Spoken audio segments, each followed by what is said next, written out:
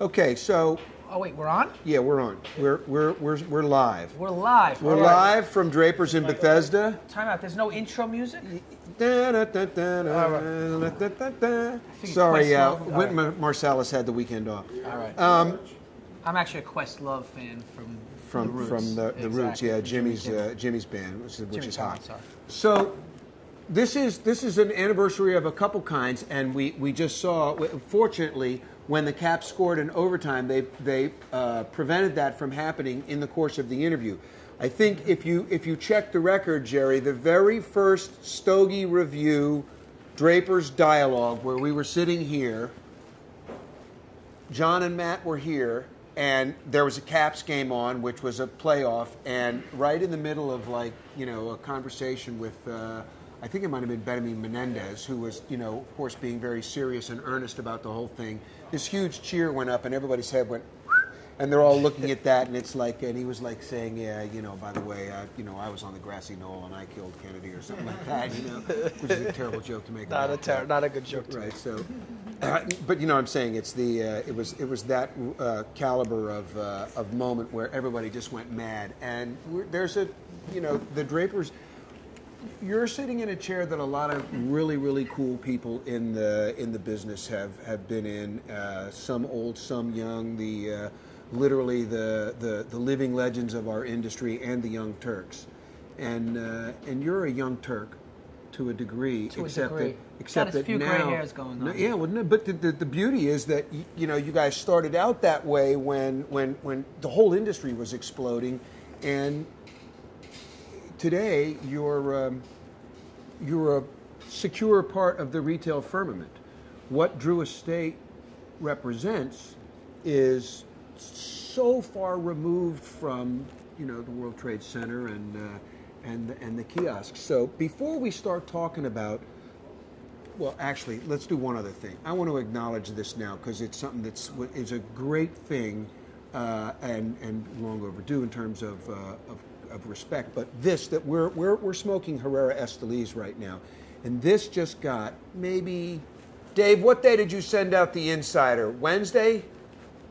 Probably. Wednesday, Herrera Esteli got the top rating, the vertical brand evaluation, and it got a 93. It got one of the greatest scores that they hand out. There's very little that gets into that stratosphere, and basically every cigar in the line scored 90 or above.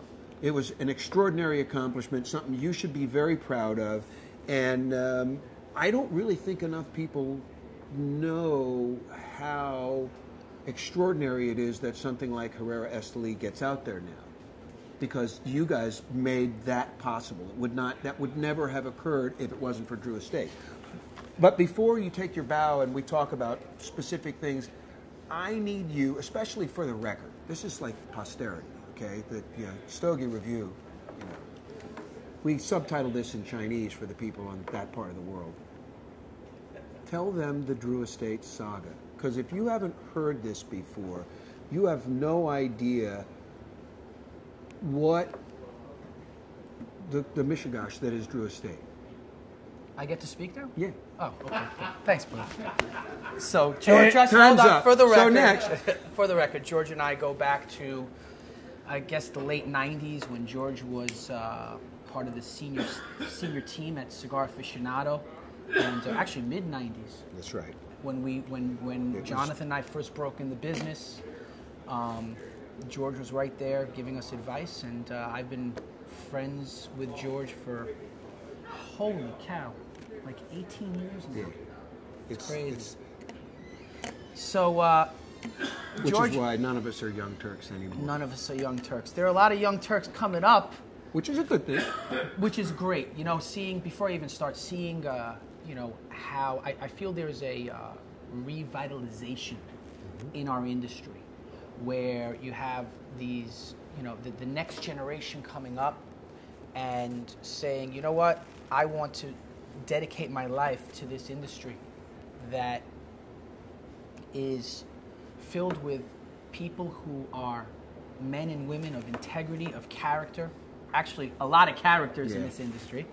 And it's great to see young guys coming up and, having the next generation of hopefully future cigar legends in our industry. But inspired by stories like yours. The thing, you know... Inspired or detracted? It No. Inspired, well, everything depends on whether or not they become long-lived, you know, if they achieve a place in the pantheon. Even if it's, you know, like there's nothing wrong if you're a boutique business, establishing a niche and a beachfront is great. And, you know, I mean, you guys know what it's like to fight to get your due, your respect, your retail real estate, and more importantly, mental real estate from the consumer. But your story stands out in the sense that if you flip through the pages of the cigar magazines, if you read the blogs of the people with a memory, you know, in other words, the guys that have some degree of longevity in observing the industry, everybody is always busy selling their legacy and their heritage, their, you know, my uncle was a farmer, my father started this brand, or, you know, we left, and there's always a desire to link to the history of the business. And you and Jonathan were really the first people to absolutely flat out come out and say, we're not that. We're something completely different. And you had confidence that you would reach an audience of people who weren't necessarily dialed into the guys wearing Panama hats and guayaberas. Well, I'm not a third-generation Cuban, as you could tell. I'm a Jew from Brooklyn, New York. I mean, you need to be who you are. And if you try to be somebody that you're not, from my standpoint, you're not being real, you're not being genuine. And a lack of authenticity always creeps through. Yep. And, you know, one thing that we did early on as a company is realize, you know, in order to, you know, follow your dream, you need to have a big bus, and you need to have a lot of people on board who are as dedicated as you are. So, you know, you started mentioning about the Herrera Esteli. You know, I'm very proud of Willie Herrera, who came on board just 2 years ago. It's actually, I think it's just about his 2-year anniversary. And just the backdrop behind Willie is he was the master blender, and he ran a Fabriquita on Calle Ocho, the last standing, you know, independently owned Fabriquita that didn't have national distributed brands, but literally you walk into his shop on 8th Street, and his cigars are available right there to smoke. And we used to call them chinchals. Got it. Sweatshop. Yeah. Well, he didn't run it like a sweat. Get out of here. No, we love it. This was everything was right in front of you when you walked in the door. So Willie ran this factory on 8th Street, but as the years have gone by and a lot of these stores closed, it became more difficult for guys like Willie to be able to get the inventory of tobaccos and diversity of tobaccos. That, for instance, if you know, if we need 100 or 500 bales of tobacco and Willie needs 2, it gets harder. You know, 2 bales. It gets harder for him to be able to have the type of variety that, you know, we've invested, you know, 16 years now building up in tobacco inventory. If you're at the bottom of the food chain, it's hard no matter what. Correct. And we've been at the bottom of the food chain, brother. So when Willie came to Nicaragua about 2 years ago, he visited the factory, and he came back. I remember speaking to him. I go, so how was it? He goes, man, I was like a kid in a candy shop. And he started, you know, we actually started working with Willie. Willie became a part of Drew Estate. Right. And he started working on blends. And man, this kid was, I got to tell you, one thing I have to tell you, he was meticulous in terms of making sure that the blend was right. And I mean, look, we gave him, you know, some, what's the word I'm looking for? We're very critical ourselves. So when Willie, who had free reign in our factory to create all the blends that he wanted, but he's also coming into a new environment, so a lot of this, would never have happened without our head of our factory, Nicholas Melillo, who's our executive vice president. He's a partner in the company, and he worked very closely with Willie. Yeah, to help Willie get to, understanding the nuances of each one of our blends, because if he had to do it on his own, it would have taken him, forever. But 2 years actually is not a tremendously long time to develop a blend. And the final blend... To develop a successful blend. A successful blend. The final blend we introduced, we did a little sneak preview at the Little Puff back in September. Willie and I were there, and we brought, I don't know, it was like 75 cigars and started handing them out to friends. And what was really cool and Willie was making cigars that He was night. rolling. Willie was rolling, and people were going by going, oh, this is a neat show. But they didn't really, They thought he was a cigar roller for the night. Right, they were not connecting him to, to this.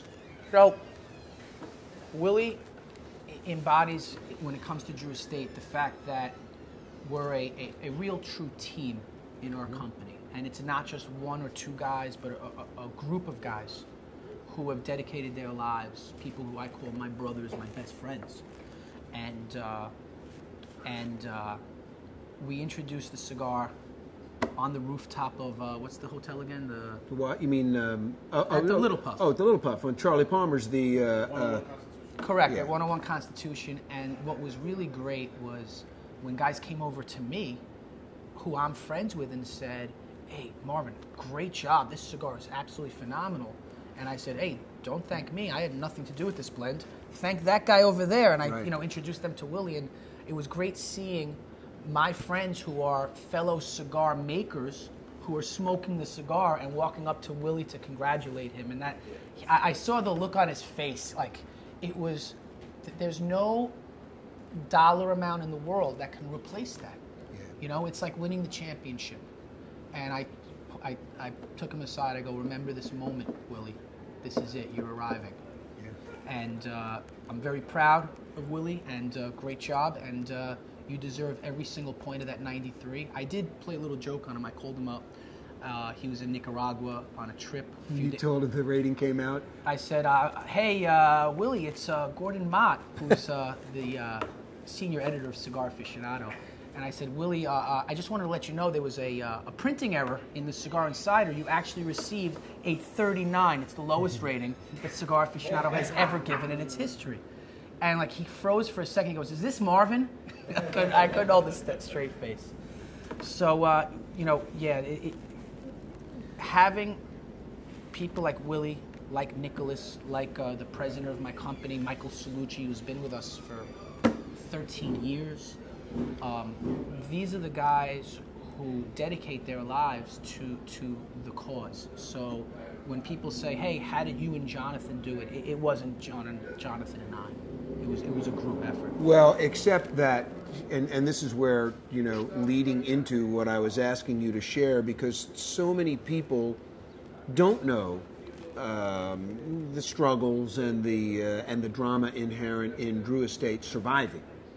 A lot of people know, well, yeah, it's a couple of young guys from Brooklyn who started something. They stumbled across an idea, they got inspiration, and they ran with it, and it turned them into. I mean, think about it. In the years when Drew Estate was becoming Drew Estate, the booth was a circus. It was great. You guys there was so much stuff going on. A lot of times the trade show is all about, it's a little bit social and there's a lot of reunions. George is speaking about the IPCPR trade show, which used to be called the RTDA trade show. The RTDA. Sure. Yeah. Thank you. Exactly. So, but that these guys injected a life and a spirit and an attitude into their participation in that event, which was a little different than, you used to have companies that would make their guys dress up in tuxedos to work the show floor, and there, all kinds of people have made efforts and invested a lot of thought and time and energy into how they can present a distinctive facade at that so that they can impact the industry But most of them rarely tried the more organic, reflective of who you guys were. I remember the show you brought the lowrider bikes, you know. And, Yeah. I mean, it started to be one of these things where you would go to the show and go, I wonder what Jonathan and Marvin did this time, you know. And you may say, yeah, well, we had a lot of help, but nonetheless, the energy came from you guys. So tell them how you went from a kiosk to a giant. Well, so John and I, we met in college. We both went to Oneonta State University in upstate New York. A powerhouse, an Yes, educational an powerhouse. educational known powerhouse far and indeed. wide. So, so after college, John, he was working for Senator Alphonse D'Amato while he was in law school. And guys on the D'Amato staff were serious cigar smokers. Because And- Senator Pothole himself was absolutely a cigar lover. Senator who? Pothole. Did you know that? That's what everybody called him. All his Senator Pothole. Because he was like, if you got a problem in your neighborhood, I'll get it fixed. Potholes, That's right. that's the big Yeah, complaint. yeah. Senator Pothole. That was his profile. So what happened was John and I, we would start smoking cigars along with, we had a friend of ours, Ira Sessler, and the three of us began smoking cigars as no different than you guys, just consumers who were passionate, who became passionate about, you know, trying different blends, smoking different cigars, and in 1995 we had an opportunity to open up a kiosk in the World Trade Center Mall, a little cart. So we said, all right, let's open up a cigar cart, and it was originally supposed to be a part-time, you know, thing. John's in law school. I was a quote-unquote silent partner, and I'm not good at that. So What year was that, though? the cart. first day of business was Super Bowl Sunday of '96, and we were just carrying other, you know, nationally known brands. So pretty But keep in mind, 96 is really the middle of the cigar middle. boom. We had no idea we were walking into a Getting boom. product was not exactly Correct. It wasn't an automatic. You didn't just make a phone call and UPS dropped off your order. So John ended up becoming friends with these a father and son team, Mark and Alex Goldman, House of Oxford Cigars, Mom's Cigars, and they had a shop in Manhattan. And John brings me over there one day, and the kid who's, I don't know, like 6 years younger than I am, so he was in college at the time, and he's clocking me. Yeah. And I'm looking at, why is this guy looking at me? He goes, I know you. Turns out that we were in a social group together, an organization. It's called B'nai B'rith. And years earlier, I had sponsored him to be the president of the chapter. And I'm like, you're little Alex? I mean, he was like 4'0" when I knew him. And now, scrawny. yep. And now 10 years later, he's helping his dad run his business. So they helped us out tremendously by first providing us cigars, because you couldn't find cigars. So they were like our distributor. We would be able to get product from them. And so then we And they had an unorthodox way of conducting business, too. correct. Mom's Cigars was another renegade operation with a great spirit. It was basically Mark Goldman was the soup Nazi of the cigar business before before the soup Nazi was famous. He's a character of And characters. a half. And Alex learned well. Yep. So God bless him. pretty soon after opening, we developed a blend that was rolled at a place called La Rosa Cigars. And it was rolled on 30th Street and 6th Avenue on a second floor. And, you know, we would put in orders for 10, 20 boxes at a time. And it would just be delivered to our cart. And what happened was pretty soon, other stores in Lower Manhattan, you know, guys like Lenny at OK Cigars, Vince at Barclay Rex, they started calling us saying, hey, can we get the cigar as well? So we started wholesaling. But we didn't realize when you're wholesaling, you know, there's a level in between. So we're now losing money on every single box of cigars that we're making, kind of like Lucy and Ethel with the canned tomato sauce. So yeah, those were the days. So we ended up So you were making up in volume what you were losing exactly, in margin, right? Exactly. So we saw that, you know, we had we fell in love with the business. First of all, the characters and the people in this industry is what drew us further and further into this business. And we outgrew our two-man production team. That's right. So we ended up taking our name, it was called La Vieja Habana, and we reblended the cigar, because whenever you change factories, it's not the same blend. You can't. It's impossible. And we re-released La Vieja Habana a year later in '97, and this was made at the Perdomo factory at Nick. And we worked with Nick for about a couple of years, but we always knew we needed to be in charge of our own production. And basically in late 1998, we decided we were going to open up our own factory in Nicaragua, and it was, you know, smaller, much smaller than this store, and but it was ours, and we were in charge of our own production. And in order to get to where we were at this point, I mean, I went through my entire life savings. John had everything that wasn't bolted down. He had sold everything, and it just wasn't enough. And if you own your own factory and now you have to purchase tobacco, roll the cigars, age of the cigars, go through that whole process. Pay your staff. Pay your staff. It's so, well, I couldn't do that, so they ended up moving in with me.